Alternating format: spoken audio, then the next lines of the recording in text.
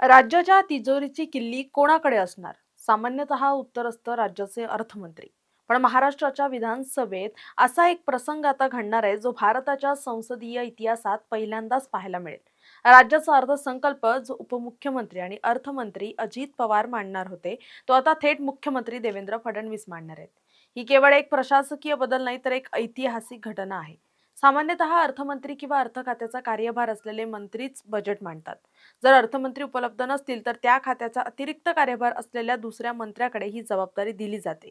मात्र सध्याच्या विशेष राजकीय परिस्थितीत अर्थमंत्री अजितदादांच्या अकाली एक्झिटमुळे आता तातडीने अर्थसंकल्प मांडण्याची वेळ आली आहे. तेव्हा राज्याचा घटनात्मक प्रमुख म्हणून मुख्यमंत्री स्वतः ही धुरा सांभाळणार आहेत.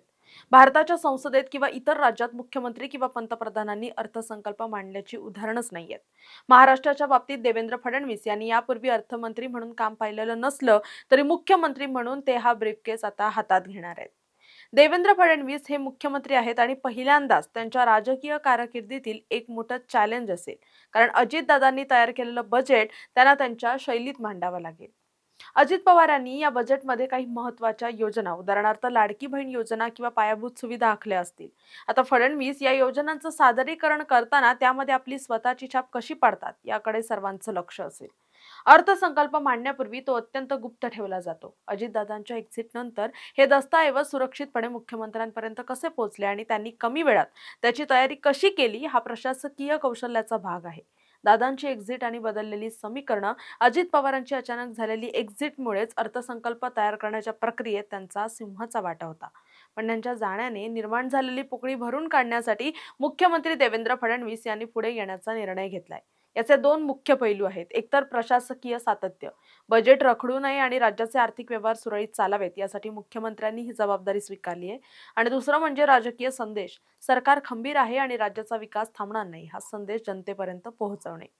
अर्थसंकल्प मांडण्याचा दिवस महाराष्ट्राच्या विधानसभेसाठी केवळ आकड्यांचा खेळ नाही, तर तो एक ऐतिहासिक क्षण असेल. मुख्यमंत्री जेव्हा अर्थसंकल्पाचं वाचन करतील तेव्हा ते केवळ राज्याचं उत्पन्न आणि खर्च सांगणार नाहीयेत, तर बदललेल्या राजकीय वास्तवावरही शिक्कामोर्तब करतील. देवेंद्र फडणवीस यांनी यापूर्वी मुख्यमंत्री म्हणून काम केलेलंच आहे, पण हे त्यांच्या राजकीय कारकिर्दीतील एक मोठं चॅलेंज असेल, कारण अजितदादांनी तयार केलेलं बजेट त्यांना त्यांच्या शैलीत मांडावं लागेल.